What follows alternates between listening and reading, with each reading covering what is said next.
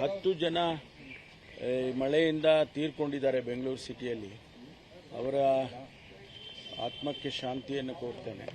ಇದು ಆಕಸ್ಮಿಕವಾಗಿ ಆಗಿರ್ತಕ್ಕಂಥದ್ದು. ಕೆಲವು ಪ್ರಿಕಾಷನ್ಸ್ಗಳು ಮೊದಲೇ ನಾವು ತಗೊಳ್ಬೇಕು ಇಂಥ ಸಂದರ್ಭದಲ್ಲಿ. ನಮ್ಮ ಟ್ರಾಫಿಕ್ನವರಿಗೆ ಈ ರಸ್ತೆಯಲ್ಲಿ ಇರ್ತಕ್ಕಂಥ ಕಾರ್ಪೊರೇಷನ್ ಅವ್ರ ಜೊತೆಯಲ್ಲೇ ಮಾಡಬೇಕು. ಅವರು ಮರಗಳು ಮತ್ತು ಎಲ್ಲೆಲ್ಲಿ ಬ್ಲಾಕೇಜ್ ಆಗುತ್ತೆ, ನೀರು ಬ್ಲಾಕೇಜ್ ಆಗಿ ಫ್ಲಡ್ಡಿಂಗ್ ಆಗೋಂಥದ್ದು, ಮಳೆಗೆ ಮುಂಚೆ ಸಾಮಾನ್ಯವಾಗಿ ಫಸ್ಟು ಮಳೆ ಬರೋದಕ್ಕೆ ಮುಂಚೆ ಇದೆಲ್ಲ ಕಾರ್ಪೊರೇಷನ್ ಅವರು ಮಾಡ್ತಾರೆ. ಅದನ್ನು ಇನ್ನೂ ತ್ವರಿತವಾಗಿ ಮಾಡಬೇಕು ಅನ್ನೋ ಸೂಚನೆಯನ್ನು ಕೊಟ್ಟಿದ್ದೇನೆ. ನಮ್ಮವರು ನಿನ್ನೆ ಟ್ರಾಫಿಕ್ ಪೊಲೀಸು ಕೂಡ ನಮ್ಮ ಮೀಟಿಂಗಲ್ಲಿ ಇದ್ದರು, ಅವ್ರಿಗೂ ಕೂಡ ಸೂಚನೆಯನ್ನು ಕೊಟ್ಟಿದ್ದೇವೆ.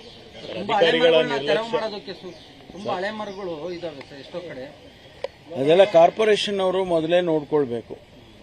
ಮಳೆ ಬರುವಾಗ ಫಸ್ಟ್ ರೈನ್ ಬರೋಕ್ಕೆ ಮುಂಚೆ ಎಲ್ಲೆಲ್ಲಿ ಡ್ರೈ ಬ್ರಾಂಚಸ್ ಇರುತ್ತೆ, ಮಳೆ ಬಂದರೆ ಬಿದ್ದೋಗುವಂಥ ಹಳೆ ಮರಗಳಿರ್ತವೆ, ಅಂಥದನ್ನೆಲ್ಲ ಐಡೆಂಟಿಫೈ ಮಾಡಿ ಏರಿಯಾ ವೈಸು ಏನು ಜಾಯಿಂಟ್ ಕಮಿಷನರ್ಸು ಅವರೆಲ್ಲ ಇರ್ತಾರೆ, ಅವರು ಅದನ್ನು ಐಡೆಂಟಿಫೈ ಮಾಡಿ ತೆರವುಗೊಳಿಸಬೇಕು. ಆ ಕೆಲಸ ಆಗಬೇಕು. ಆಮೇಲೆ ಲೋ ಲೇಯಿಂಗ್ ಏರಿಯಾನಲ್ಲಿ ಫ್ಲಡ್ಡಿಂಗ್ ಆಗುತ್ತೆ. ಫಸ್ಟ್ ರೈನ್ ಆದ ತಕ್ಷಣ ಫ್ಲಡ್ಡಿಂಗ್, ಯಾಕೆಂದರೆ ಈ ಕಸ ಎಲ್ಲ ಹೋಗಿ ಕಟ್ಕೊಂಡು ಬಿಟ್ಟಿರುತ್ತೆ. ಅದನ್ನು ಕೂಡ ಕ್ಲಿಯರ್ ಮಾಡಬೇಕು ಮಳೆಗೆ ಮುಂಚೆ, ಫಸ್ಟ್ ರೈನ್ ಬರೋಕ್ಕೆ ಮುಂಚೆ.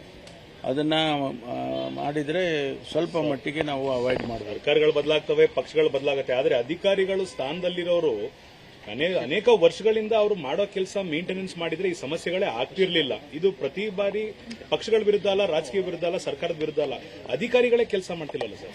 ಇಲ್ಲ, ಇದು ಈ GBA ಆದಮೇಲೆ 5 ಕಾರ್ಪೊರೇಷನ್ಸ್ ಆದಮೇಲೆ ಸ್ವಲ್ಪ ಮಟ್ಟಿಗೆ ಅಧಿಕಾರಿಗಳು ಕೂಡ ಇನ್ನೂ ಸೆಟ್ಲ್ ಆಗಿಲ್ಲ ಅಂತ ಕಾಣಿಸುತ್ತೆ. ಆದರೆ ಏನೇ ಇದ್ರೂ ಕೂಡ ಅವರು ಅದೇ ಏರಿಯಾದಲ್ಲಿ ಕೆಲಸ ಮಾಡೋರಲ್ಲ, ಅದೇ ಮಳೆ ಬಂದಾಗ ಕೆಲಸ ಮಾಡೋರು, ಅದೇ ಫ್ಲಡ್ಡಿಂಗ್ ಆದಾಗ ಕೆಲಸ ಮಾಡೋರು, ಅವ್ರಿಗೆ ಗೊತ್ತಿದೆ. ನಾನು ಬೆಂಗಳೂರು ಇನ್ಚಾರ್ಜ್ ಇರುವಾಗ ಒಂದು 5-10 ವರ್ಷದ್ದು ಡೇಟಾ ಕಲೆಕ್ಟ್ ಮಾಡಿ ನಾವು ಎಲ್ಲೆಲ್ಲಿ ಫ್ಲಡ್ಡಿಂಗ್ ಆಗುತ್ತೆ ಅದು ಬ್ಲ್ಯಾಕ್ ಸ್ಪಾಟ್ ಅಂತ ಗುರುತಿಸಿ ಅದನ್ನೆಲ್ಲ ಮಾಡ್ತಾ ಇತ್ತು.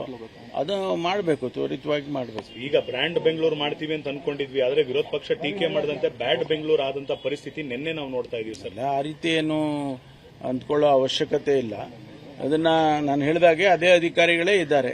Only thing is area wise ಮಾಡಿರ್ತಕ್ಕಂಥದ್ದು, ಅಷ್ಟು ಬಿಟ್ಟರೆ ಬೇರೆ ಏನಿಲ್ಲ. ಕ್ಯಾಬಿನೆಟ್ ನಲ್ಲಿ ಅದು ಪ್ರಸ್ತಾಪ ಚರ್ಚೆ ಮಾಡಬಹುದು. ನಮ್ಮ ಕಾರ್ಯಕ್ರಮಗಳನ್ನ ನೀವು ನೋಡ್ತಾ ಇದ್ರೆ ನಮ್ಮ ಚಾನೆಲ್ ಅನ್ನ ಸಬ್ಸ್ಕ್ರೈಬ್ ಮಾಡಿ, ಪಕ್ಕದ ಬೆಲ್ ಐಕಾನ್ ಒತ್ತಿ ನಮ್ಮನ್ನ ಬೆಂಬಲಿಸಿ. ಹಾಗೆ ನಮ್ಮ ಕಾರ್ಯಕ್ರಮಗಳನ್ನ ಲೈಕ್ ಮಾಡಿ, ಕಮೆಂಟ್ ಮಾಡಿ, ಅದನ್ನ ಬೇರೆಯವರಿಗೂ ವಾಟ್ಸ್ಆಪ್ ಮೂಲಕ ಶೇರ್ ಮಾಡಿ. ನೀವು ಹೀಗೆ ಮಾಡಿದಾಗ ನಮ್ಮ ಚಾನೆಲ್ ಮತ್ತಷ್ಟು ಜನರಿಗೆ ತಲುಪಲು ನೀವು ನಮ್ಮೊಂದಿಗೆ ಸಹಕರಿಸಿದ ಹಾಗಾಗುತ್ತೆ. ಇದು ನೀವು ಯಾವುದೇ ಖರ್ಚಿಲ್ಲದೆ ಕೆಲವೇ ಸೆಕೆಂಡುಗಳಲ್ಲಿ ನೀಡಬಹುದಾದ ಸಹಕಾರ. ಧನ್ಯವಾದಗಳು.